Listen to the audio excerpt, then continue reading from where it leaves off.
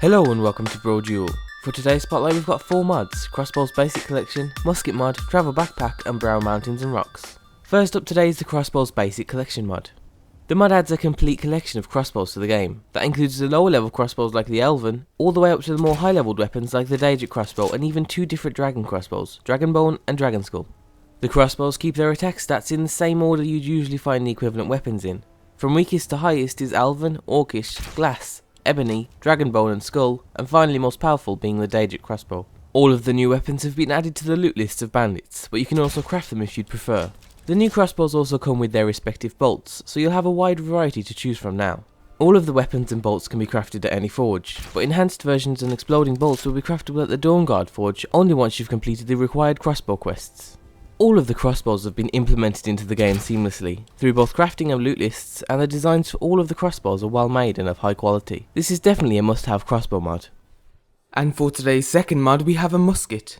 Using the crossbows from the Dawnguard DLC, the authors created a new musket which can be crafted in game. Alongside the new musket you can also make musket balls to use for ammunition. The damage of both the weapon and the ammo have been made to be slightly higher than the vanilla crossbows, but it also takes slightly longer to reload. Shooting with the new weapons also works relatively well considering it's an alpha release.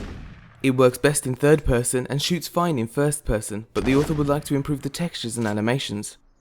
And playing around with the new weapon is definitely a lot of fun, especially in combination with the Skybirds mod we featured in bits and bobs. So if you think you have some spare time, then we think you should check this out. And the third mod for today is the Travel Backpack by Frank Diemer.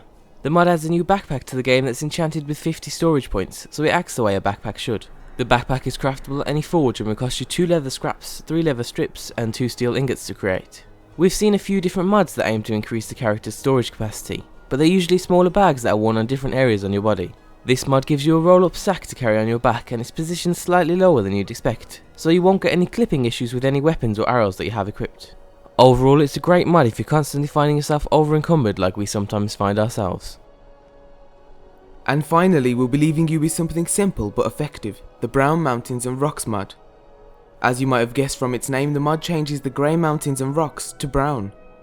It's a small change, but it can do wonders when you're travelling through the more rocky areas of Skyrim, and it definitely brings a lot more colour and life to the world.